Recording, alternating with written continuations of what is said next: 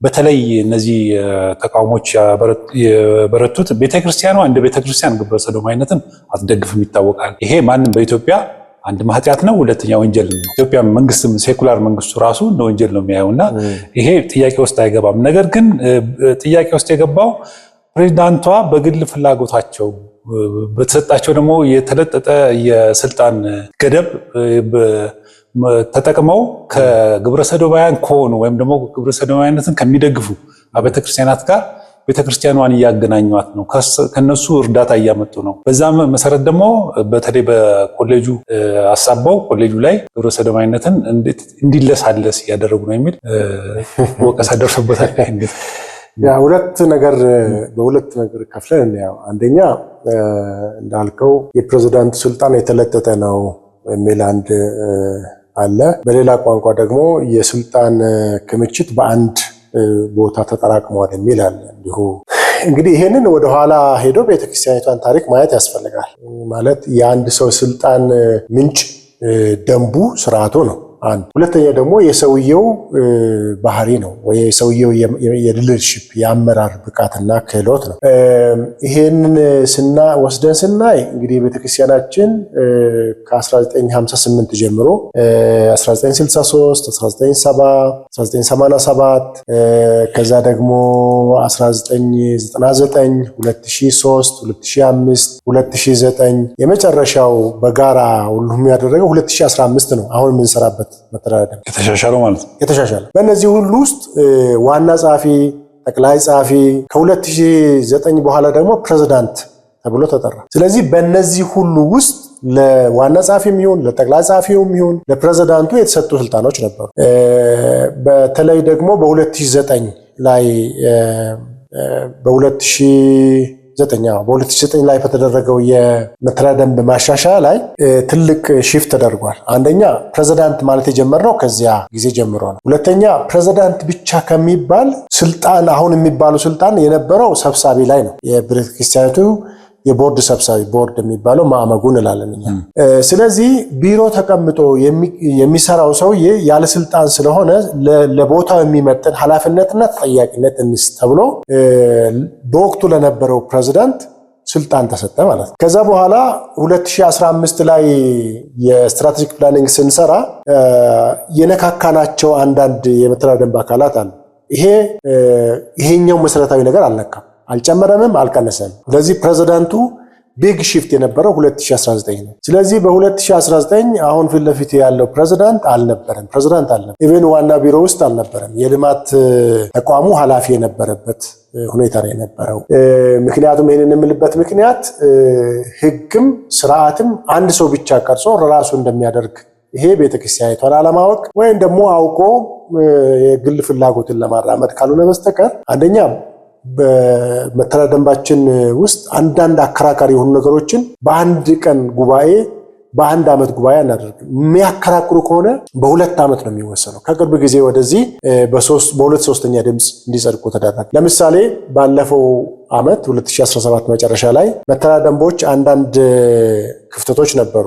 ያንን ክፍተት ከወቅቱ ሁኔታ ጋር ለማጣጣም ተብሎ መተዳደሪያ ደንብ ማሻሻያ ወሰነ። የባለፈው ጠቅላላ ጉባኤ 2016 መጨረሻ ላይ ጠቅላላ ጉባኤ እንዲሻሻል ወሰነ። በቢሮ ደረጃ ሌሎች ሰዎችን ጨምረን ረቂቁን አርቅቀን ወደ ክልሎች ላከን። 67 ክልሎች አሉ። ከ67ቱ 4ቱ ብቻ ናቸው ይሄ ልክ ነው፣ ይሄ ልክ አይደለም፣ ይሄ ጥሩ ነው፣ ይሄ ጥሩ አይደለም፣ ይሄ በዚህ ጊዜ ወሳኝ ነው፣ ይሄ ወሳኝ አይደለም ብሎ ያሉት ነገር ትክክልም ቢሆን ሙሉ ጉባኤ በክልል ደረጃ ስላላየው ይሄ ነገር ቢያልፍ ከጥቅሙ ይልቅ ጉዳቱ ያመዝናል ተብሎ ነው የታለፈው ማለት ነው። አሁን እንደሚባለው ቢሆን ግን በቃ ይሄ ጥሩ ነገር ስለሆነ ይሄ ይሁን ብሎ ድምፅ እጅ እንዲያወጣ ማድረግ ይቻላል። ምክንያቱም እውነታ ከሆነ ትክክል ከሆነ አሁን ለሌላ ጊዜ እንዲሸጋገር አይደለም፣ ትክክል አይደለም የሚባል አይደለም። ሁሉም ሰው ኢንተርናላይዝ አደረገ የኔ የሚል ነገር መፈጠር መቻል አለበት በሚል መነሻ ነው ወደዛ ተደረገውና ከደንቡ ከወጣ ስልጣኑ ደንቡን ነው መጠየቅ ያለበት። ደንቡን ደግሞ የምናሻሽለው ደንቡን ተከትለን፣ አለበለዚያ ግን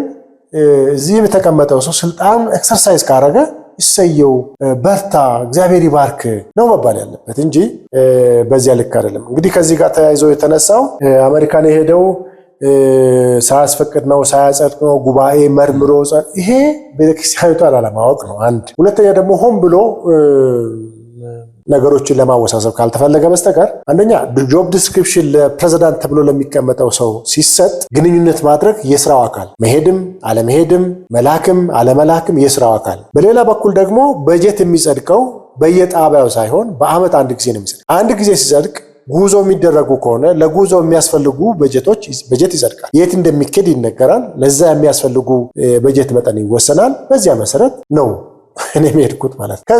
ከዚያ አልፎ ደግሞ የቤተ ክርስቲያን መሪዎችን ጠርቼ የቀድሞውን ሰብሳቢና የአሁኑን ሰብሳቢ ጠርቼ በዚህ ጉዳይ ለዚህ ዓላማ እዚህ ቦታ እንሄዳለን ብለን በግልጽ ተነጋግረን ነው። ምክንያቱም በቤተክርስቲያናችን አሰራር መሰረት ፕሬዝዳንቱ የቦርዱ አባል በጠቅላላ ጉባኤ ይመረጣል። የቦርዱ ግን አባል በስራ ሂደት ግን የቅርብ ተጠሪው የቦርዱ ሰብሳቢ ነው ወይም የማዕከሉ ሰብሳቢ ነው። እሄዳለሁ ብዬ ምነግረው በጀትም ቢጸድቅ ሁኔታው የሚታወቅም ቢሆን ምነግረው ለሰብሳቢ ነው እንጂ ለጉባኤ አይደል። ይሄ በዚህ መንገድ እንዲታይ በማሰብ ነው። ሌላው ስልጣኑን ተጠቅሞ ከግብረ ሰዶማውያን ጋር ግንኙነት አድርጎ ቤተክርስቲያንን እንደዚህ ያረገ የሚባል ደግሞ አለ።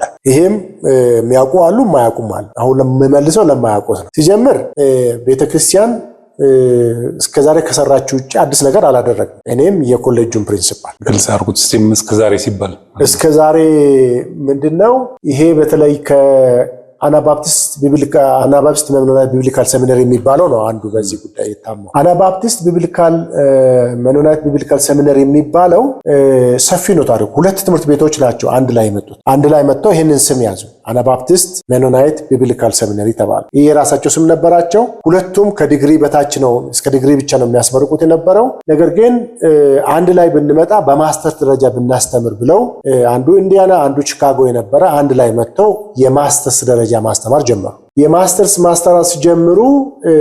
የኛም መሪዎች በኔ ቦታ ፕሬዝዳንት ሆኖ የሰሩ ሁለት ሰዎች፣ ምክትል ፕሬዝዳንት ሆኖ ያገለገለ ሰው፣ በክልል ዋና ጸሐፊ ሆኖ ያገለገለ ሰው በነፃ አስተምሯቸው 13 የሚያክሉ ሰዎችን እኔ እንኳን አውቃለሁ ማለት እዛ ቦታ ሄደው ተማሩ። እዛንም ቢሆን ይሄ ትምህርት ቤት እንደማንኛውም ትምህርት ቤት ቲዮሎጂም ሌላም ነገር ስለሚያስተምር የሚያስተምረው ሁሉ ከቤተ እምነታችን ጋር የሚስማማም ቢሆን የሄዱ ተማሪዎች የሚስማማውን ወስዶ የማይስማማውን ትተው ራሳቸውን እምነት ጠብቀው የወጡበት ሁኔታዎች ናቸው ነበሩ። ግን ይሄ በዛን ጊዜ እነሱ በሄዱበት ጊዜ ይሄ ትምህርት ቤት ግብረ ሰዶማዊነት እንደሚቀበል አልተቀበል ማለት በግልጽ አልታወቀም። ግን ሊብራል ነው። ለማንኛውም አሜሪካ ትምህርት ቤቶች ሊብራል ነው። በዚህ ነው የሚታወቀው። ሊብራል ማለት ለዘብተኛ ማንም ይቀበላል። የኛን ቤተ እምነት የሚመስል ጠንካራና አክራሪ የሆነ ነገር አልነበረም እኔ የሰማሁት ማለት ነው። እኔ እዛ አልተማርኩም፣ የተማሩ ሰዎች ነግሩኝ። ነገር ግን ምንድነው የሆነው? እኔም ወደ ኃላፊነት ወደ ፕሬዝዳንትነት ከመምጣት በፊት 2019 ሜይ 14 በፈረንጆቹ አቆጣጠር በወቅቱ የኮሌጁ ወይም የሴሚናሪው ፕሬዝዳንት የነበረና የኤምቢኤስ ፕሬዝዳንት የነበሩ ሰው ተፈራርመዋል። ለዚህ መሰረታዊ ባክግራውንዱን ልስጥ። እንግዲህ መሰረተ ክርስቶስ ቤተክርስቲያን የዛሬ 30 ዓመት አካባቢ ትምህርት ቤት ሲጀምር ሊበራል ክርስቲያን ዩኒቨርሲቲ እናደርጋለን ብለን ነው የጀመርነው። የነበሩ ሰዎች የጀመሩት ማለት ነው። ለዚህ ነው ወደ ቢሾፍቱ ሄዶ ሰፊ ቦታ ተወስዶ እንደ ዴይስታር አይነት ነገር እናደርጋለን፣ ኬንያ የሚገኝ እንደዛ እናደርጋለን ተብሎ ነው የታሰበው። በዚህ ሲመጣ በዛ ሲመጣ በተፈለገው መንገድ ሊሄድ አልቻለም። የሆነ ሆኖ ግን በኢትዮጵያ ውስጥ በተለይ በኢህአዴግ ዘመን እነዚህ ትምህርት ቤቶችም ቸርቾችም በየቦታው በየራሳቸው መንገድ እያደጉ ሲመጡ ማስተርስ የሚሰጡ አሁን ደግሞ ፒኤችዲ የሚሰጡ ሲመጡ የኛ አገልጋዮች ማንቀበላቸው ትምህርት ቤቶች ጋር እየሄዱ ይሄው ማስተርስ አለኝ ይሄው ዲግሪ አለኝ ማለት ሲጀምሩ አንደኛ ለምንድነው ኤምኬሲ ገብቶ መማር ያልፈለጉት?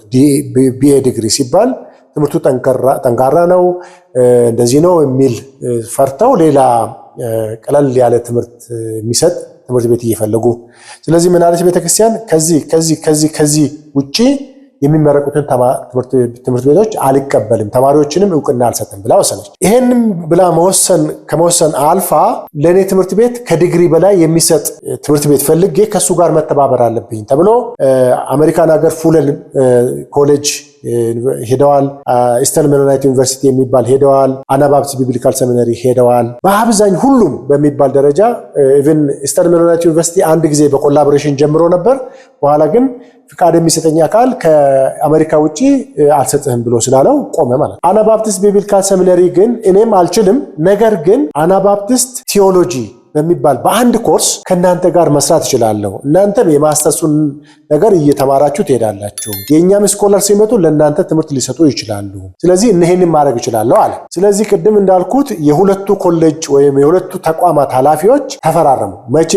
በፈረንጆች አቆጣጠር ሜይ 14 2019 እኔ ከመምጣቴ 5 ዓመት ወይም 4 ዓመት በፊት ማለት ነው። ይሄ በመሆኑ ምን ተጀመረ?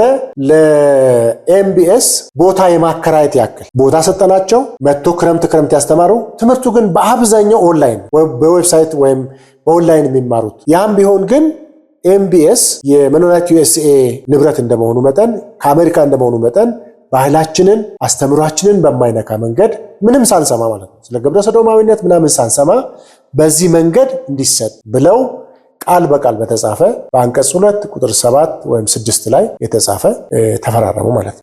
ይሄ እየሄደ በነበረበት ወቅት እንግዲህ ይደረገ ነበረው አሁን እየተባለም ያለው ኮሌጁ ከኤምቢኤስ ከሚባለው ገንዘብ ይቀበላል። ፈጽሞ ገንዘብ ተቀብለንም አናውቅም፣ አንቀበልም። የማንቀበለው አንደኛ ትምህርቱ የነሱ ነው፣ ካሪኩለሙ የነሱ ነው። ትምህርቱ ስለ ቴዎሎጂ አይደለም። ትምህርቱ ስለ አናባፕቲስት ሂስትሪ ነው፣ ስለ አናባፕቲስት ታሪክ ነው የሚያስተምሩ እና ስለ አስተምሯቸው ነው የሚያስተምሩ። ይሄንን ደግሞ እኛ ትምህርቱን እናዘጋጃለን፣ አስተማሪዎችን እንልካለን። የምናስተምርበት ቦታ አዘጋጁ ሲሉ ተማሪዎቹ ክረምት ሲመጡ ተማሪዎቹ ለሚያድሩበት ቦታና ለሚመገቡት ምግብ ከነሱ ገንዘብ እንቀበላለን። ከኤምቢኤስ ግን 0.05 ገንዘብ ተቀብለናል። ይሄ በማስረጃ ያለ ሊታይ የሚችል ጉዳይ ነው። ስለዚህ ከገንዘብ ጋር የሚያገናኘን ምንም ነገር አልነበረም ማለት ነው። የሆነ ሆኖ ግን 2022 በእነሱ አቆጣጠር እንደዚህ ሆኖ እኛ ማሰብ አላቆምንም፣ መስራት አላቆምንም። ምን አደረግን? ስትራቴጂክ ፕላኒንግ እንስራ፣ ይሄንን ትምህርት በማስተርስ ደረጃ እንጀምር ብለን በማስተርስ ደረጃ ራሳችን ጀመር። በማስተርስ ጀምረን ባለፈው በዚህ ዓመት ሂዳር ውስጥ 100 ተማሪዎችን አስመረቅን። በአፋን ኦሮሞ ማስተርስ፣ በአማርኛ ማስተርስ፣ በእንግሊዝኛ ማስተርስ 100 ተማሪ ነው በአንድ ጊዜ አስመረቅን። የዛሬ ስንት ዓመት የጀመርነው?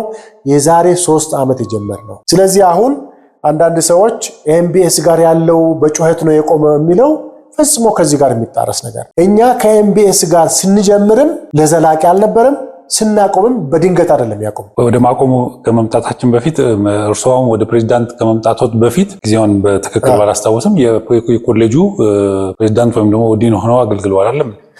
እኔ ምንድነው እንግዲህ የኔ አገልግሎት ብዙ ነው። የሂቶች አገልግሎት ብቻ ወይም የሂቶች ኮሚቴ ውስጥ ብቻ ነው ያላገለገልኩት ቸርች ውስጥ ማለት ከዚህ ከኮሌጁ ጋር አገናኝተን ነው። ኮሌጁ በአንድ ወቅት ኢንትሪም ሆነ ችግር ስለተፈጠረ ችግር በመፈጠሩ ምክንያት እንደ አክቲንግ ፕሬዝዳንት ሆኜ ለ1 ዓመት አገልግያለሁ።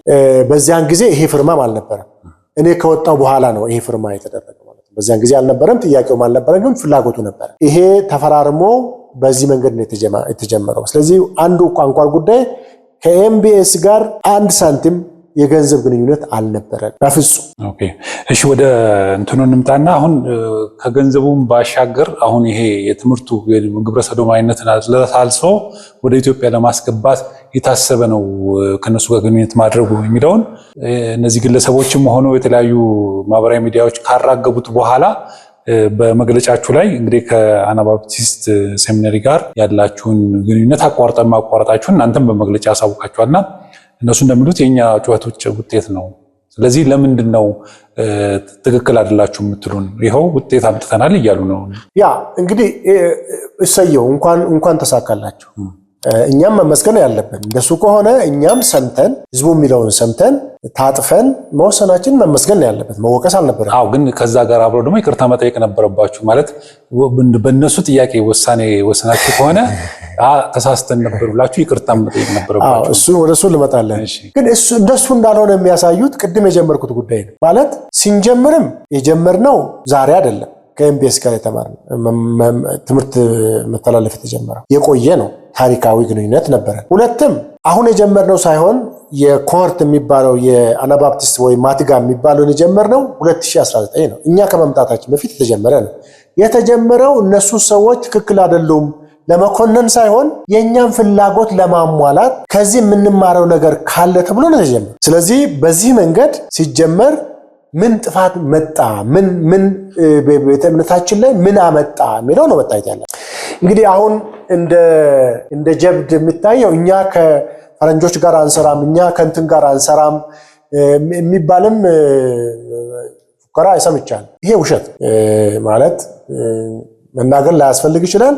ግን አንድም አካል በራሱ ቆሞ በራሱን ችሎ የሚንቀሳቀስ የለም። ነገር ግን እኛም ብንሆን ከሌሎች አካላት ጋር እንሰራለን። ከእሴታችን ጋር የሚጋጭ ከሆነ ግን አንደራደርም። ለምሳሌ አሁን እንደሚነሳው እነዚህ ፕሬዝዳንትና ይሄ ፕሪንሲፓል እየሰሙና እያወቁ 2022 ላይ እንደገና ተፈራርመዋል። ልክ ነው፣ ተፈራርመን የተፈራረምነው በሁለት ምክንያት። አንደኛ ሁለቱም እዚህም ያለው ፕሬዝዳንት እዚህም ያለው ፕሪንሲፓል አዲስ በመሆናቸው ይሄንኑ ጉዳይ የነበረውን ሳንጨምር ሳንቀንስ ያንኑን ጉድ ጀስቸር ማለት አብሮነታችን አብረን መስራታችን ለማሳየት ነው የተፈራረመው። አዲስ ነገር አይደለም፣ ያው ነው የተፈርማው ማለት ነው። ታዲያ በእናንተ ኮንቴክስት መቼ ነው ያወቃችሁት እነዚህ ሰዎች? እሱን ልመጣለን። ይሄ የተደረገው 2022 ሜይ 14 ነው። ያኛው መቼ ነው? ሜይ 14 እንዳጋጣሚ ሆነው 2019 የመጀመሪያው ፍርማ። ሁለተኛው ፍርማ መቼ ነው? ሜይ 14 2022 በፈረንጆቹ አቆጣጠር ነው። ይሄ ሲሆን ውስጥ ለውስጥ አንዳንድ የሚወሩ ነገሮች ነበሩ። እነዚህ የሚወሩትን ነገሮች ለማጥራት የሚሆን ተንጀብል የሆነ ነገር ለማግኘት ስራዎች እየሰራን ነበር። በዚያ በኩል እየሰራን እኛ ግን ሰው ትከሻ ላይ ተንጠልጥለን እስከ መቼ ነው የምንቀጥለው? ይሄንን አርጋት፣ ይሄንን አታርግ፣ ይሄንን ላክ፣ ይሄንን አትላክ ከምንል እየወደቅን በራሳችን ለምን አንማርም ብለን የማስተርስ ፕሮግራም በስትራቴጂክ ፕላኒንግ አስቀምጠን ጀመረ። መቼ? የዛሬ 3 ዓመት። ስለዚህ ሎጂካሊ በጉድ ኮንሽስ የሚያስብ ሰው ከኤምቢኤስ ጋር ያቋረጥ ነው ዛሬ ሳይሆን የዛሬ 3 ዓመት ነው። መቼ?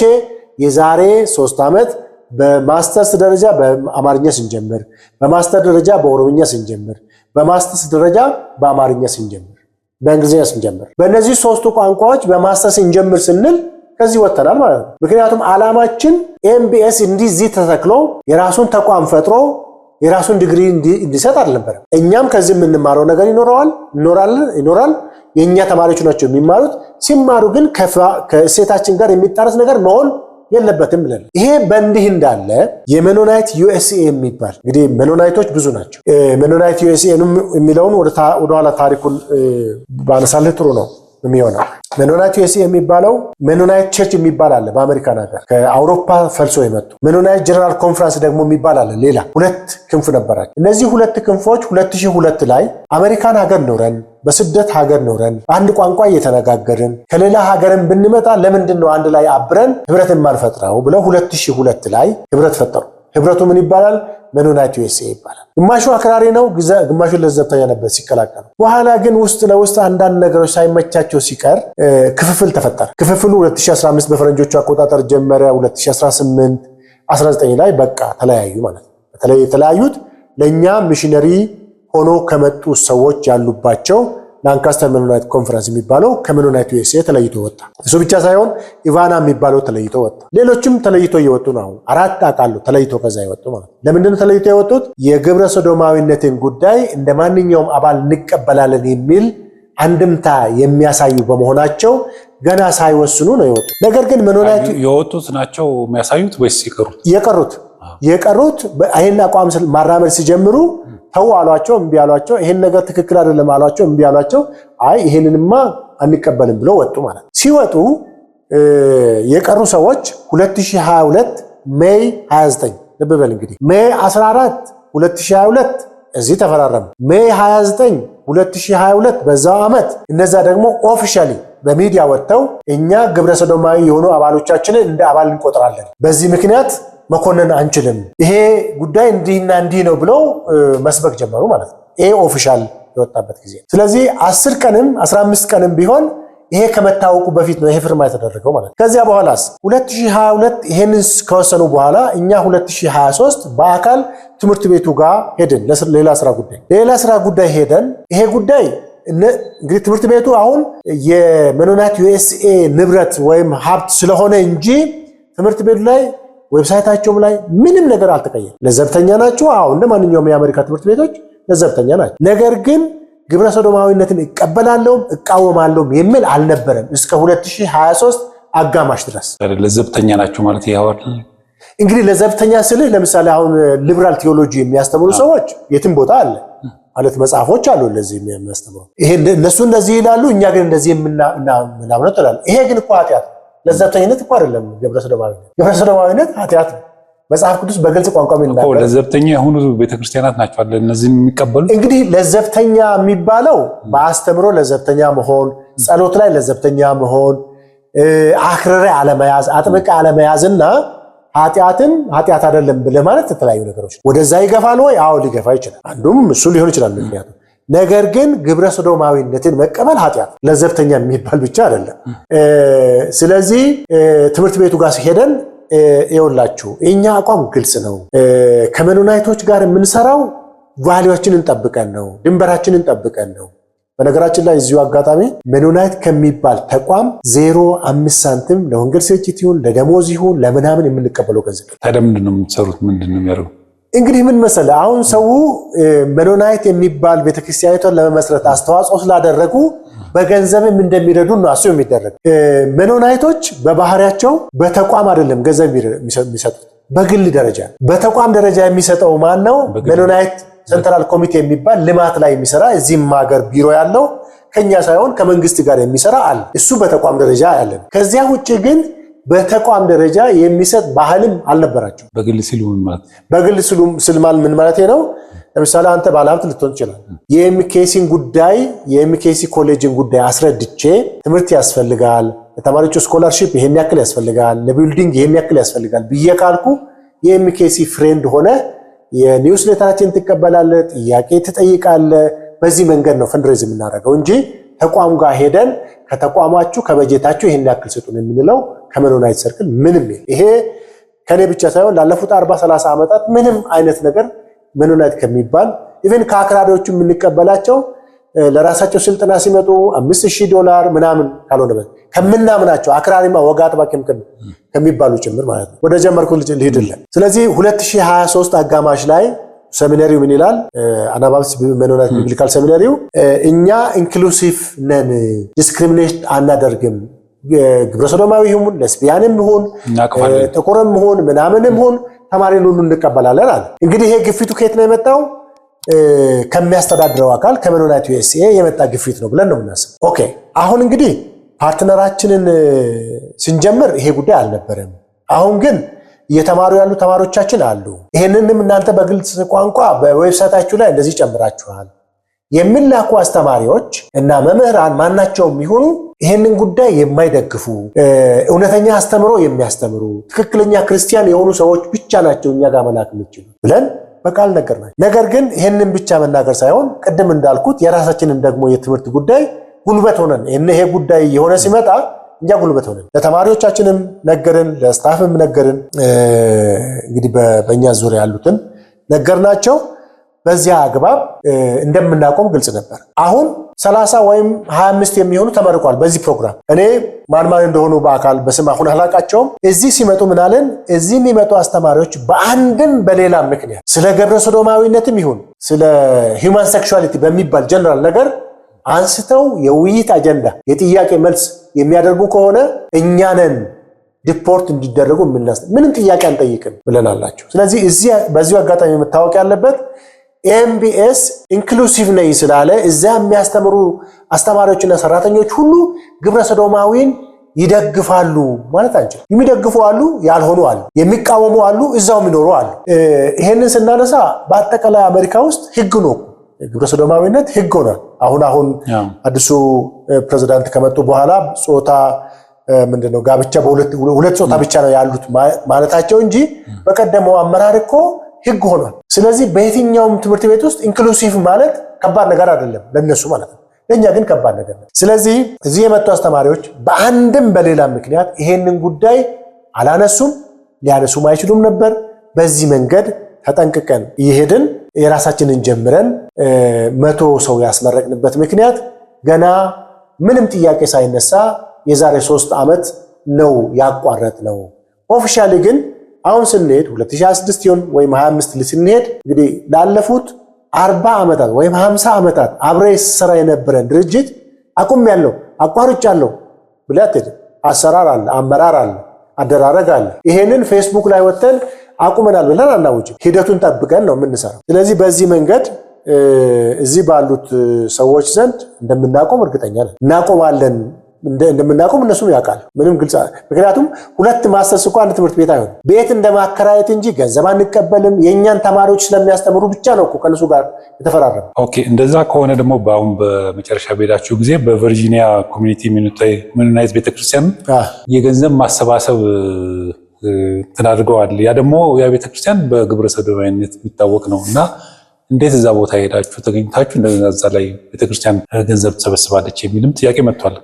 እሱም አንድ አንኳር ጉዳይ ነው። እንግዲህ እሱም ታሪክ አለው። እንግዲህ ከዚህ ስንነሳ እዛ ያሉ በቤተክርስቲያናችን እውቅና ተሰጥቶት የሚሰራ ቦርድ አለ። ኤምኬ ኮሌጅ ሊንክ ቦርድ የሚባል ፈረንጆችም አበሾችም ያሉበት ማስተምሯቸው በህይወታቸው የምናምናቸው ክርስቶስን በግል እና በህብረት የሚያመልኩ የእኛን አስተምሮና ቫልዩ የሚቀበሉ ሰዎች ያሉበት ሰዎች ናቸው ይህንን የሚሰሩት። ላለፉት 30 ዓመታት እነዚህ ሲሰሩ የነበሩ ናቸው። በነገራችን ላይ እዛ ላይ አንድ ኢትዮጵያዊ ግለሰብ ስም ተጠቅሷልና ይህንን ያገናኘው ወይም ይህን የሚሰራው እዛ ሆኖ ገሌ ነው ተብሎ ስሙ መጥቀስ ስላልፈልኩ ነው። ሄኖክ የሚባለው አይደለም፣ እሱ አይደለም። እኔ ሄኖክን በደንብ ያወቅኩት እንደውም እዛ ይጀን እዚህ እንደውም አንድ ቀንና ከሁለት ቀን በላይ አላውቅም። ሄኖክ የኤምቢኤስ ሰራተኛ ነው። ተማሪ በእኛ ሳይሆን በራሱ ሄደ ነው። እዛ ተምሮ ጨርሶ እዛው ሰራተኛ ሆኖ የቀጠለ ነው። ከኛ ጋር ፈጽሞ ግንኙነት ማለት ስሙ ለምን ተነሳ? ስሙ የተነሳው በብዙ መንገድ ነው። በደንብ የሚያውቁት አብሮ የኖሩ አብሮ የሰሩ አብሮ የበሉ አብሮ የጠጡ ሰዎች እዚህ ሙቭመንት ውስጥ አብሮ ስለነበሩ እንግዲህ በብዙ መንገድ ተነስተዋል። አሁን እዛ ውስጥ መግባት አልፈልግም። ነገር ግን ሄኖክ የሚባለው ሰው የኤምቢኤስ ሰራተኛ ነው። የዚህ ፕሮግራም አፍሪካ ውስጥም ኤዥያ ውስጥም አላቸው። ለዚህ ትምህርት ይሄንን ፕሮግራም ፋሲሊቴት የሚያደርግላቸው ሰው ፋሲሊቴት ያደርጋል እንጂ በቤተክርስቲያን ላይ የሊንክ ቦርዱም አባል አይደለም፣ አካልም አይደለም።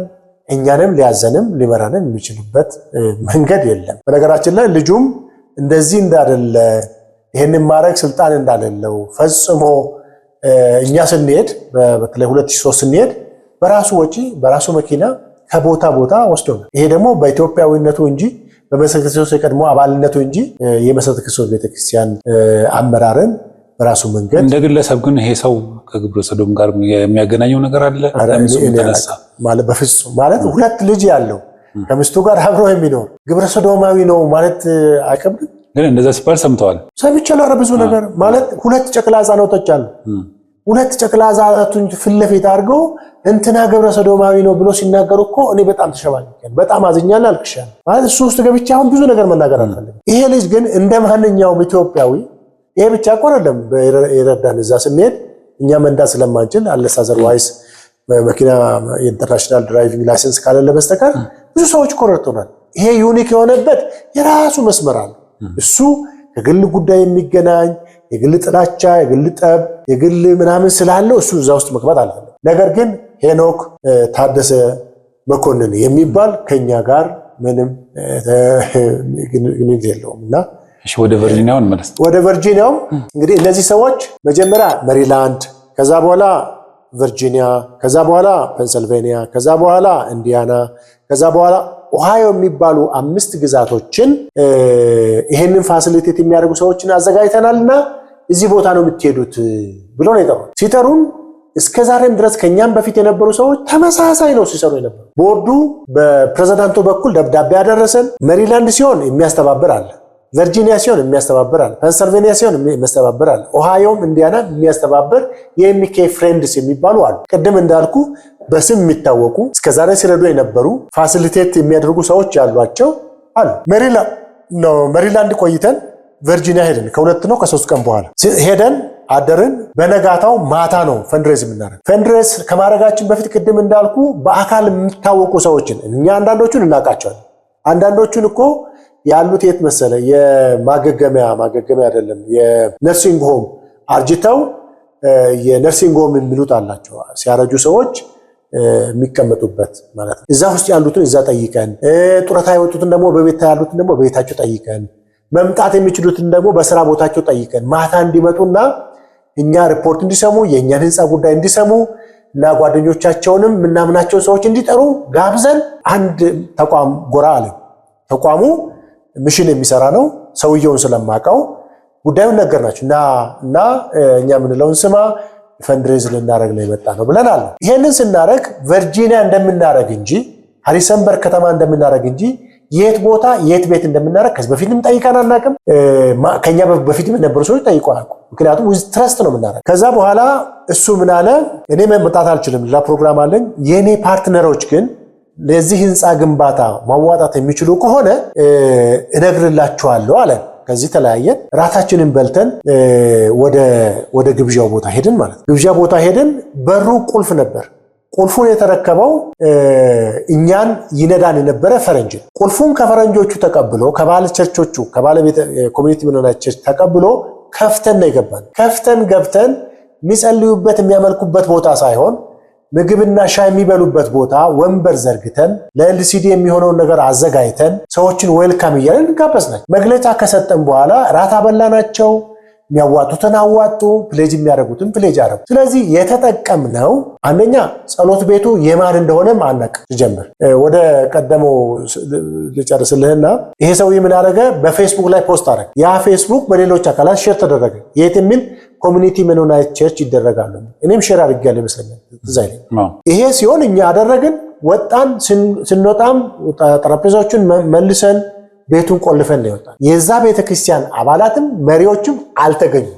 አዳራሹን ነው የተጠቀሙ። ባለማወቅ ማለት ነው። ባለማወቅ። ከዚያ በኋላ ከሁለት ቀን በኋላ ፔንሲልቬኒያ ከሄድን በኋላ አንድ የምናውቀው ሰው እነዚህ መሪዎች ፔንሲልቬኒያ ምን ይሰራሉ? ለምንድነው እዛ የሄዱት? እነንትና እኮ ግብረ ሰዶማዊ ናቸው፣ ምንድነው የሚሰሩት ብሎ ፖስት አደረገ። ይህ ሰውዬ ምን ሆኖ ነው? አገልጋይ ነው፣ የምናውቀው ነው። ምን ሆኖ ነው ብዬ ሳይ እንደገና ኮሚኒቲ ሜኖና እሱን ደግሞ ድሊት ተደረገ። ወደ ኮሚኒቲ ሜኖናይት ቸርች ዌልካሚንግ ቸርች ናት፣ ዲስክሪሚኔት የማታደርግ ቤተክርስቲያን ናት፣ ዌልካሚንግ ቸርች ናት የሚል ደግሞ ተጻፈ ፌስቡክ ላይ ማለት። በኋላ ገብቼ ሳየው ቸርቹ ምን ይላል? እኛ ዌልካሚንግ ነኝ፣ በቤተክርስቲያናችን ማንም ሰው መጥቶ በነፃነት ማምለክ ይችላል። ኤልጂቢቲኪውን እንቀበላለን አይልም ፊት ለፊት። ግን ይሄም ማለት ያ ማለት ስለሆነ በኋላ እኔ በጣም ተነቀጥኩ እና በኋላ ፕሬዝዳንቱ ጋር ደወልኩ። እንዴ ለምንድን ነው እዛ የወሰዳችሁን? ቦታ ጠፍቶ ነው ወይ? በነገራችን ላይ ሆቴል እናረጋለን፣ ካፍቴሪያ ውስጥ እናረጋለን፣ አንዳንድ ቦታ ደግሞ በተገኘው ቦታ ሁሉ እናረጋለን። ምክንያቱም ሰዎች ሲሰበሰቡ የሚችሉበት ቦታ የት ነው ብለን ነው እንጂ የምናየው ምንጠራቸው የምናውቃቸውን ምናነጋግራቸው የምናውቃቸውን ቦታው ላይ ግን ጉዳይ ቁም ሰተንም አናውቅ። በኋላ ይቅርታ እኔ በደንብ በዚህ ልክ ስላላየው አዳራሽ ብቻ ስለምትጠቀሙ ነው በዚህ ጉዳይ ላይ ብዙም ትኩረት ሰጥቼ ያልነገርኳችሁ አለን። በቃ ለማንኛውም ብናቅ ነው አናረግም ነበር። አሁን ግን ከተደረገ በኋላ የምናረገው ነገር የለም። እንደ እውነቱ ግን ከኢሞሽን ወተን ከንዴት ከብስጭት እና ከክስ ወተን አዳራሽ መጠቀም ኃጢአት ነው። ግን እንደው ውዝግብ እንዳይፈጠር ይሄንን ነገር ካወቃችሁ ወዲያውኑ ይቅርታ ብትጠይቁ ምን ችግር ነበር? ለምንድን ነው ይቅርታ የምንጠይቀው? ማለት ይሄን ቦታ መጠቀማችን ባለማወቅ ነው። ባለማወቅማ አለው እኮ ይቅርታ የሚያስጠይቅ ግን ያልነበር ማለት ይሄንን ለመግለጫ ወጣችኋል። በዚህ ይኸውልህ ምን ሆነ መሰለ፣ አሁን የሆነው ነገር እዛ መሄዳችን ሲታወቅ እንደዚህ ሄደዋል ተባለ። ከዛ ቤተክርስቲያን ጥቅም እኛ ጥቅምት አይ ቲንክ 6 ወይም 7 አካባቢ ነን በፈረንጆቹና እኛ ከዛ በኋላ ቸርች ምን አደረገች? ከግብረ ሰዶማውያን ጋር ምንም ግንኙነት የለም፣ ግንኙነትም አናረግም። ይሄንን በግልጽ ተናግረናል። 10 ጊዜ መናገር የለብንም። ነሐሴ 9 ላይ ተናግረናል። ከዛ ደግሞ ጥቅምት 7 ላይ ይሄው ተጠቅሶ እኛ ግንኙነት የለንም ብላ ቤተክርስቲያን መግለጫ ሰጠች። ኮሚኒቲ ሜኖናይት የሄዱበትን ምክንያት ግን መሪዎቹ ሲመጡ መግለጫ ይሰጣሉ አለች። አሁን እኮ ይቅርታ መጠየቅ ካስፈለገ ይቅርታ መጠየቅ ያለብኝ አሜሪካ በመሄድ አሜሪካ ምድር ላይ በመርገጤ፣ ምክንያቱም ሆቴል አድረናል፣ የእነሱ ባንዲራ ያለበት አድረናል፣ መኪና ውስጥ ተሳፍረናል፣ እነሱም ልብስ ለብሰው ሲሄዱ አይተናል። አሜሪካን ሀገር ወይም ይሄንን ህግ የሚቀበልበት ሀገር ሄጄ አልነካሁም፣ አላየሁም፣ እነሱ ያሉበት ቦታ አልደረስኩም ማለት አልችልም። ይሄንን ግን ይሄን ነው እንደ ቤተክርስቲያን ሲታይ አሁን የቤተ እምነት ነው የሄዳችሁበት ቦታና ያ ቤተ እምነት ደግሞ ከዚህ ጋር የተገናኘ መሆኑ ከታወቀ ማለት ሰው ሚስ አንደርስታንድ እንዳያረጋችሁ ጭምር ማለት ነው። አሁን ይሄንን እዛ ቦታ ሚስ አንደርስታንድ እንዳያረገን ማለት ሳይሆን ሚስ አንደርስታንድ እንዳያረገን ምን አለ መሰለህ፣ እኛ የሄድነው ሳናውቅ ነው።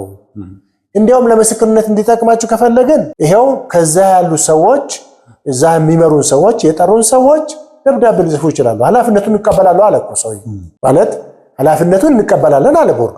ምክንያቱም ሳያውቁ እኛን እንደዚህ ያደረግናቸው፣ እኛም ደግሞ መተን ለአባሎቻችን በዚህ ጉዳይ እዚህ ቦታ የደረስነው በዚህ ምክንያት ነው። ለወደፊት ጥንቃቄ እናደርጋለን። የአሁኑ ግን ሳናውቅ እኮ የረገጥናቸው ቦታዎች አሉ ነው የምልህ። የገባንባቸው ቦታዎች አሉ ነው የምልህ። አሁን ገብቼ ሐሳቤን ቀየርኩ፣ ከነሱ ገንዘብ ወሰድኩ፣ ከነሱ ጋር አግሪመንት ገባው ነው ጥያቄ።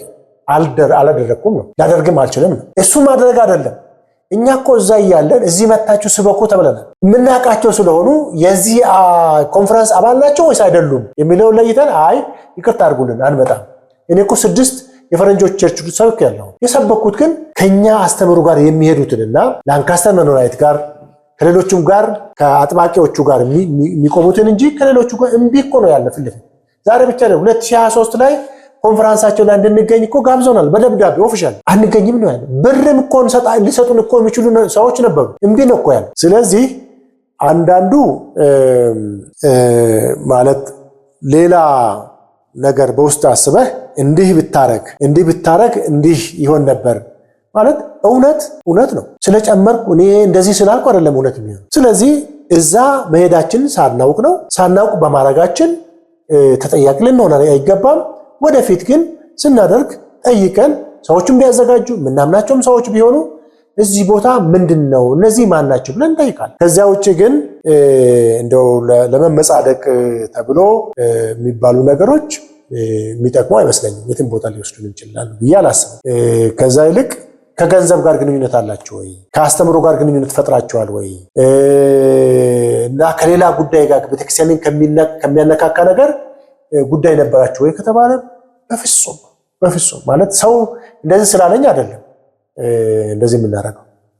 ምክንያቱም አስተምሮ አደራረጉም እኔ እንደውም ሁሉ ጊዜ ምሳሌ የምወስደው አለ ማለት የተውኩት እኮ ሰው ስላለኝ አይደለም፣ አምኜ ነው፣ ወስኜ ነው፣ አልፈልግም ብዬ እና ከገንዘብ ጋር የሚገናኝ ቢሆን ኖሮ ገንዘብ የሚሰጡ ቢሆን ኖሮ በቸርች ደረጃ ማለት ነው ይሄንን ቸርች ገንዘብ ስላላት ነው እዛ የቆሙት አውቆ ነው ልትል ትችላለህ።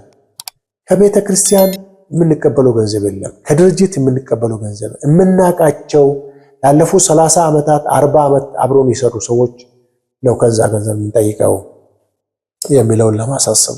እሺ፣ በጣም ጥሩ። አሁን ወደ ማገባደጃው እየመጣ ነውና ይሄ በኢትዮጵያ ይደረጋል ተብሎ የነበረው ኤምቢኤስ ኮንፈረንስ ተሰርዟል። በኋላ መሰረዛችሁን አሳውቃችኋል። ለምን ሊሰረዛችሁት? ለምሳሌ በዚህ በማህበራዊ ሚዲያ በመጣው ጫና ነው ወይስ ምን ምክንያት አግኝታችሁ ነው? ይሄንን ትንሽ እንግዲህ 3 ነገሮች ናቸው የተነሱት በዚህ በማህበራዊ ሚዲያ በሚለው ማለት ነው። አንደኛው ኮሚኒቲ መኖናይት ሄደዋል፣ ከነሱ ጋር አብረዋል፣ ከነሱ ጋር ተስማምተዋል፣ የቤተክርስቲያንን ጉዳይ ሸጠዋል፣ ስለዚህ መጠየቅ አለባቸው፣ የትኛውም አይነት እርምጃ ሊወሰድባቸው ይገባል የሚል ጽሑፍም አንብቤያለሁ። አይደለም መልሱ። የሄድነው ቦታውን ነው፣ አዳራሹን የተጠቀምነው። አዳራሹን ስንጠቀም ደግሞ አናቅም ነበረ። እንደ ፈርስት ፕሌስ ደግሞ አዳራሹን መጠቀም ኃጢአት ሊሆንም አይችልም። ቁስ ነው የተጠቀምነው። ቁሱ ንጹህም ቆሻሻም ሊሆን አይችልም። የተጠቀምነው ግን ሳናውቅ ነው። ባውቅ ኖሮ ግን አላደርግም፣ ወደፊትም አላደርግም። አዲዮስ። ይሄ ነው መጨረሻው። ከኤምቢኤስ ጋር የነበረን ግንኙነት የዛሬ ሳይሆን ያለፉት 60 ዓመት 70 ዓመት 50 ዓመት የነበረ ግንኙነት ነበረ። አሁን ሲያስተምሩ የነበሩት ትምህርት ከስነ ጾታ ጋር የተያያዘ ሳይሆን ከስነ ታሪክ ጋር የተያያዘ የአናባፕቲስት የሜኖናይት ታሪክና ቴዎሎጂ ለማስተማር ለእኛም ተማሪዎች በአሜሪካን ሀገር ከሚሰጠው ዲግሪ ጋር እኩል የሆነ ዲግሪ እንዲያገኙ በማስተር ደረጃ እንዲሰለጥኑ የትኛውን ቦታ ሄደው ዲግሪ አለን ብሎ ከሚሉ ይልቅ በዚህ ቢማሩ ይጠቀማሉ ብለን ታስቦ ከኛ በፊት የነበሩ መሪዎች የጀመሩትና እኛም ያስቀጠልነው ጉዳይ ነው። ነገር ግን የዚህ የግብረ ሰዶማዊ ጉዳይ ጥያቄ እየሆነ ሲመጣ በዚህ መቀጠል እንዳለብን ያወቅነው 2022 አጋማሽ አካባቢ። ምክንያቱም እነዚህ ቸርቾች ሲወስኑ አዝማማ ወዴት እንደሚሄድ እናውቃለን። ስለዚህ ምንድነው የወሰንነው? አቁመናል፣ ትተናል፣ ከእናንተ ጋር አግሪመንት የለንም ማለቱ አንድ ነገር ሆኖ የራሳችንን ሳንጀምር ከሰው ትከሻ ወርደን መሄጃም የለንም። ስለዚህ የራሳችንን ጀምር ብለን የዛሬ 3 ዓመት የጀመርነው ተማሪ ነው 100 ተማሪ ያስመረቅነው እንጂ የሶሻል ሚዲያ ዘመቻ ከተጀመረ እኮ ቢሆን አንድ ኮርስም አንጨርስ። ይሄ ኮንፈረንሱ ነው በመጨረሻ ወደዛ ልመጣለን። 3 ነገር ስለሆነ ያለ ኤምቢኤሱ በዚህ ተቋጭቷል። ስለዚህ ኤምቢኤስ አሁንም አልተቋጨም፣ እንደዚህ አልሆነም፣ እስቲ ያሳየን። እንግዲህ አንዳንድ ጊዜ ገደብንም ልክንም ማወቅ ያስፈልጋል። አሰራር ሌላ ነው፣ አመራር ሌላ ነው፣ መብት መጠየቅ ደግሞ ሌላ ነው። አሁን ለምሳሌ የሚባለው ነገር ምንድነው? በቢኤስ ቢያስተምሩ በማስተርስ አንቀጥልም ስንል በቢኤስ ቢያስተምሩ መጽሐፍትስ መዋዋስ ቢኖር የሚሉ ሰዎች አሉ። አንደኛ በቢኤ አስተምሮ ማያውቅ መጽሐፍት ደግሞ የኤምቢኤስ ሳይሆን የሊበራል የሆኑ መጽሐፍቶች አሉ። እኛ ጋር ድሮ እኮ በደርግ ጊዜ የማርክሲዝም ሌኒኒዝም እናጠና ነበር። ደስ ብሎን የማርክሲዝም ሌኒኒዝም አስተምሮ አካል ለመሆን ሳይሆን በተቃራኒው አባላትን ለማስተማር እንዲጠቅመን ማለት ነው። ስለዚህ ትምህርት ቤት ከፍተን ይሄ መጽሐፍ ልክ ነው፣ ይሄ መጽሐፍ ልክ አይደለም ምንለው እንደተጠበቀ ሆኖ ነገር ግን ደግሞ በውስን ፓራሜትር የነፃነትም ደግሞ አለ፣ የአካዳሚክ ነፃነት። ወደ መጨረሻው ስመጣ አንዱ ሶስተኛ የተነሳው ሜኖናይት ወርልድ ኮንፈረንስ የሚባል ተቋም አለ። ሜኖናይት ወርልድ ኮንፈረንስ የሚባለው በሜኖናይት ስም ወይም በአማናባት ስም በዓለም አቀፍ ደረጃ በጋራ የመሰረቱት ህብረት። ይሄ ህብረት ላለፉት 100 ዓመታት የተለያየ ቦታዎች ኮንፈረንሱን ያደርጋል በየ6 ዓመት። ስለዚህ መሰረተ ክርስቶስ ቤተክርስቲያን 1970ዎቹ በፈረንጅ አቆጣጠር አባል የሆነችበት ህብረት ነው ወይም ተቋም።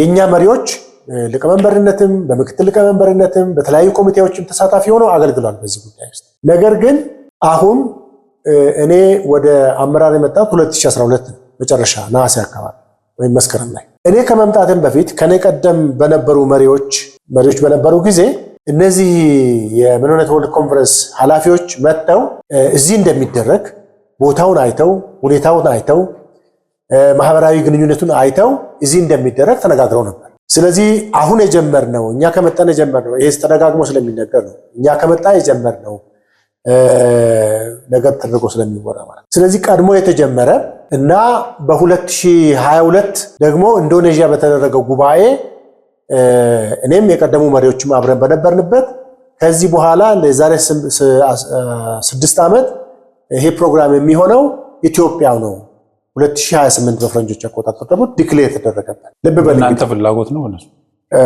ልመጣልህ ነው። አሁን ሜኖናይት ዩኤስኤ ግብረ ሰዶማዊ እንደምትቀበል የማውቀው ነው ሜኖናይት ዩኤስኤ ብቻ። መቼ ነው የሰማሁት? ጁላይ 2022 በዛው ዓመት ማለት ነው። የት ሆኜ? የሜኖናይት ወርልድ ኮንፈረንስ ስብሰባ ላይ ሆኜ ኢንዶኔዥያ ሰው ልኮልኝ ያየሁት ሊንኩን። ከዛ በፊት በፓብሊክ እንደዚህ አልሰማሁም። 2018 ኬንያ በተደረገው ይሄንን የሚመስል ነገር ሲያቀርቡ ኤምኬሲናት ቆማ ይሄንን አጀንዳ የምታደርጉ ከሆነ አሁን ወካውት እናደርጋለን ስትል አጀንዳው ቆመ። አጀንዳው በአደባባይ በፓብሊክ ወይም በግሎባል ደረጃ ውሳኔ እንደማያገኝ ሲያውቁ ወደ ቤት ገብተው ሜኖናይት ዩኤስኤ የራሳቸውን ውሳኔ ወሰኑ። ይሄ ውሳኔ እስከ 2022 ድረስ ግልጽ አልወጣም ነበር። ይሄ ውሳኔ ግልጽ በወጣበት ዓመት ሜኖናይት ወርልድ ኮንፈረንስ የዛሬ 6 ዓመት እዚህ እናደርጋለን ተብሎ ተወሰነ። ጉዳዩ እኔ ከመምጣቴ በፊት የተጀመረ ንግግር ነው። የተወሰነው ከዛ በፊት ነው። አሁን እኔ በነበርኩበት ጉባኤ ግን ዲክሌር ነው የተደረገው። አዋጅ ነው ተላለፈ። አዋጅ ሲተላለፍ ወደ ቢሮ መጣን። ከስራ አስፈጻሚ ጋር ተነጋገርን። ስራ አስፈጻሚ ወሰነ። ከዛ ቦርድ ጋር ወሰደን ወይም ማዕመጉ ጋር ወሰደን። ማዕመጉ አጸደቀው። 2015 መጨረሻ 2016 መጀመሪያ ላይ ከሜኖናይት ወርልድ ኮንፈረንስ ፕሬዝዳንቱ፣ ጠቅላይ ጸሐፊው፣ ፕሮግራም አስተባባሪዎች ሁሉ በተገኙበት ስለ ፕሮግራሙና ስለ ዝግጅቱ በጠቅላላ ግልጽ ካደረጉ በኋላ ጉባኤው በሙሉ ድምፅ በ2028 ስብሰባ እንደምናደርግ አጸደቀው ማለት ተቀበለ። ከዛ በኋላ መሪዎች እዚህ ፋሲሊቴት የሚያደርጉ ኮሚቴ ተዋቅሮ አድቫይዘሪ ኮሚቴ ስራውን መስራት ጀመርን ማለት ነው። ስራውን መስራት ጀምረን አንዳንድ ሁኔታዎች ግራ የሚያጋቡ ሆኖ መጡ።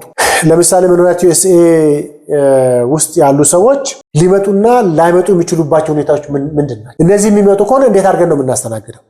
አሁን 110 ከሚሆኑ አባል ቤተ እምነቶች ውስጥ 4ቶቹ ሙሉ በሙሉ ወይም በከፊል ግብረ ሰዶማዊነትን እንደ ሕግ አድርጎ እንደተቀበሉ ሰምተናል። ይሄንን አሁን ነው ያለን መረጃ። ከዛ በፊት አልሰማንም። እኔ አላውቅም። ቢያንስ ይሄ መሰማቱ መወራቱ ሲጀምር ምንድን ያደረግነው? አንደኛ እኛ እንደ ቤተክርስቲያንም እንደ ሀገርም ግብረ ሰዶማዊነት ኃጢአትም ወንጀልም ስለሆነ ይሄንን የሚያስተናግዱ ሰዎችን አናስተናግድም፣ ይሄንን የሚቀበሉ ሰዎችን ቤተ እምነቶችን አናስተናግድም ብለን በግልጽ ነገርናቸው ለኃላፊዎቹ። የተባለው ምንድነው? አንድም እነዚህ ሰዎች ተመዝግበው ስለሆነ የሚመጡት ሲመዘገቡ ይለያሉ የሚል። በሌላ በኩል ደግሞ ተገቢ ጥንቃቄ ይደረጋል። ምክንያቱም ዝም ብሎ ዘው ብሎ አይመጣም። ተመዝግቦ የሚመጣው ከየት እንደሚመጣ ከየትኛው ኮንፈረንስ እንደሆነ ተለይቶ ስለሚመጣ በዚህ መንገድ እንቆጣጠራለን የሚል ነው። ነገር ግን በዚህ አልረካንም።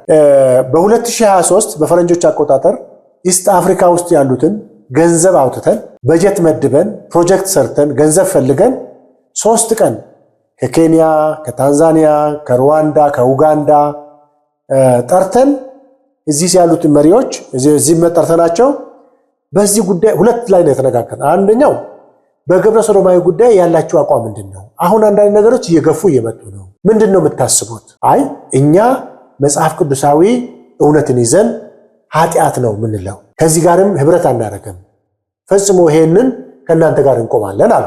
ሁለተኛው ወንጌል እንዴት አብረን እንስራ ነበር። ይሄ ሲሆን ዓላማችን የመኖናይት ወርልድ ኮንፈረንስ 2028 የሚደረገውን ለመቋቋም የሚያስችል ጉልበት ለማግኘት ነው። ነገር ግን በጣም እርግጠኛ ነው እኔ እንደ ፐርሰን እንደ ግለሰብ እንደ ኃላፊ እንደ መሪ አንድ ቀን እንኳን ቢቀር ይሄ ጉዳይ የማይሆን ከሆነ በቃ ፕሮግራሙን ሰርዘናል ላለ ማለት የሚያስቸግረኝ ነገር ምንም የለም። ሪሶርስ ይባክናል፣ የሰው ጉልበት ይባክናል፣ እሱ ሌላ ጉዳይ ነው። ነገር ግን አናስተናግድም በዚህ ምክንያት ላለ ማለት የሚያስቸግረን ምንም ነገር አልነበር። ከዚህ የተነሳ እንግዲህ ሜሞራንደም ኦፍ አንደርስታንዲንግ ተፈራረመን። እነሱ የሚያደርጉት እኛ የምናደርገውን ነገር አደረግን። ከዚህም በተጨማሪ ወደ ላቲን አሜሪካ ሄደን በሳውዝ አሜሪካ ያሉትን ኤዥያ ያሉትን ሰብስበን ነገር ናቸው። ከአውሮፓና ከአሜሪካ ከካናዳ ውጪ እነዚህን ሰብስበን ሌላ ፕሮግራም ሄደን በተገናኘንበት ለዚሁ ብቻ ዓላማ ግማሽ ቀን ወስደን በዚህ ጉዳይ ላይ ያላችሁ ዓላማ ምንድነው? እኛ ነን አስተናጋጅ። እናንተ ምንድነው የምታስቡት? የእናንተ ቤተክርስቲያንስ እንዴት ነው የምታየው? ፈጽሞ እኛም አንቀበልም ማለት። ስለዚህ አሁን በአጠቃላይ በዓለም አቀፍ ደረጃ ካሉት መኖናይቶች ከ95 በላይ የሚሆኑት ይህንን አይቀበሉም፣ ደግሞም ይቃወማሉ። የሚቀበሉትን ግን ይዘን መቀጠል አንችልም ነው። ስለዚህ አሁን እኛ ያቆምነው እስከዛ ድረስ የምናውቀው በዚህ መንገድ ነው።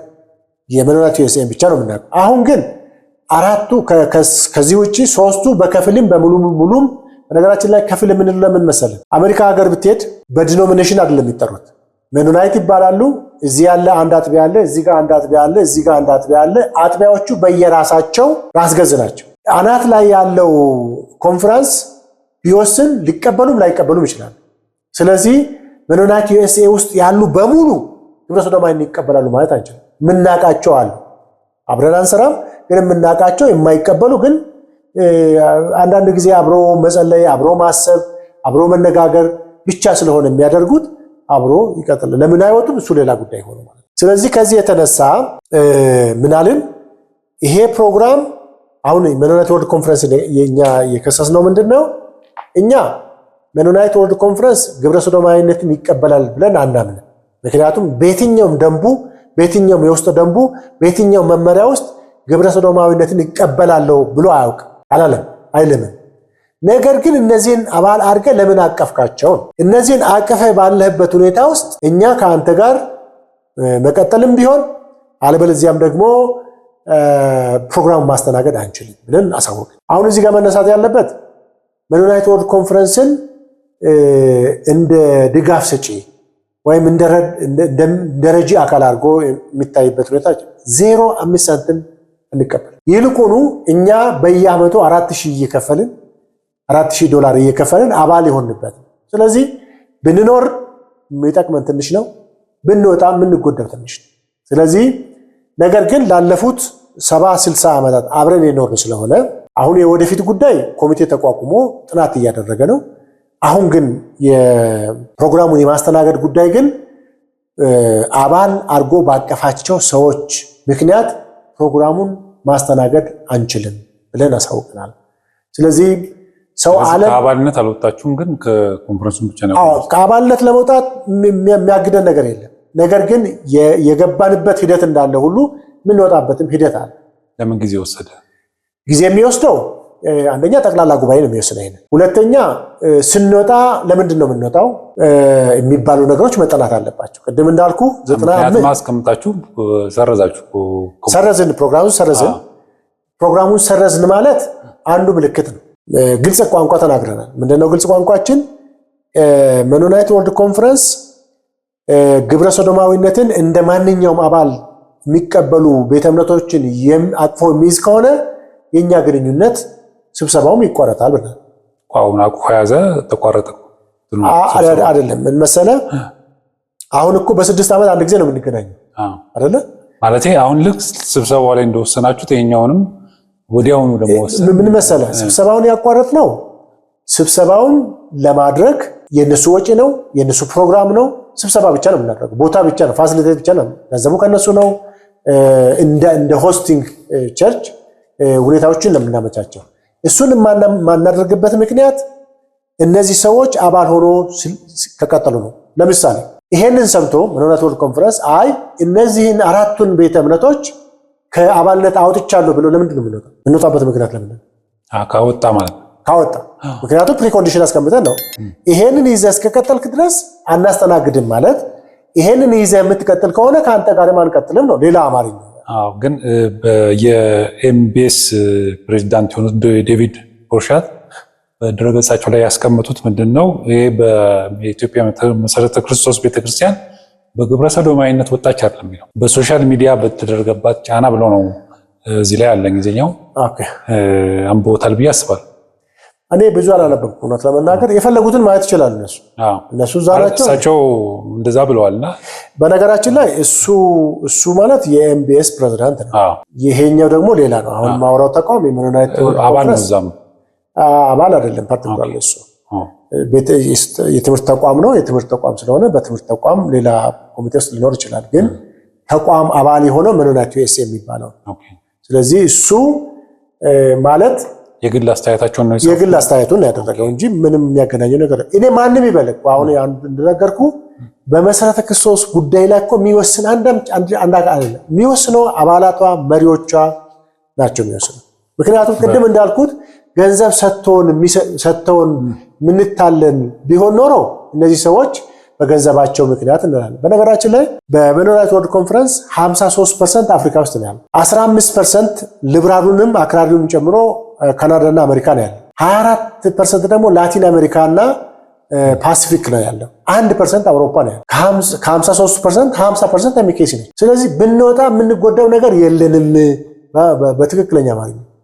በጣም ጥሩ እንግዲህ ሰዓታችንም ስላለቀ መጨረሻ ላይ ግብረ ሰዶማዊነት በተመለከተ የተለያዩ ጥያቄዎች ይነሳሉ። ይሄን ሳልናገር ምን መሰለህ እኔ ምለው ነገር የሰው ትኩረት የሰው ጆሮ ይስባል ብለን ነገ አንዳንድ የተሰወሩ ፍላጎቶችን ለማስጮህ ያልሆነን ነገር ሆነ ብለን ማውራት የለብንም። የግብረ ሰዶማዊ ጉዳይ የአንድ የተወሰነ ቡድን ጉዳይ ብቻ ማድረግም የለብንም። እኔ እድሜ ልክን እቃወማለሁ። ወደ አሜሪካ ከመሄድ በፊት እቃወማለሁ። አሁንም እቃወማለሁ። የምቃወመው ትክክል አይደለም ብዬ ነው፣ መጽሐፍ ቅዱሳዊ አይደለም ብዬ ነው የምቃወመው። የኔ ተቃውሞና ያንተ ተቃውሞ ልዩነቱ ምንድነው? የኔ ተቃውሞ ጽድቅ ነው፣ ያንተ ተቃውሞ ትክክል አይደለም የምትልበት ምክንያት ምንድነው? ማለት ይሄንን እኮ የሚያውቀው አመራር ላይ ያለ፣ ስራው ላይ ያለ፣ መስኩ ላይ ያለ ሰው ማለት።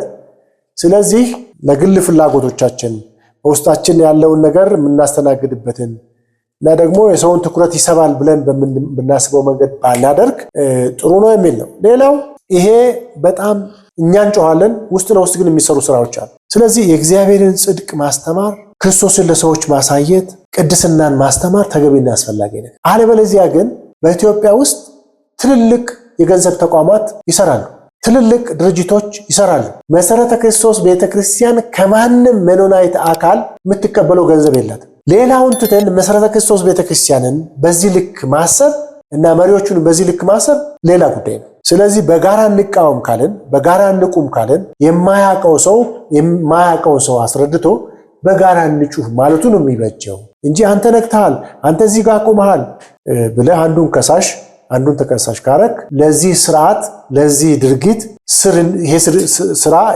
ክፋት ስር እንዲሰድ እያረክ ነው። ከዛ ውጪ ሁላችንም ላይ ቢፈርድ ለሁላችንም የሞተ ጌታ ኢየሱስ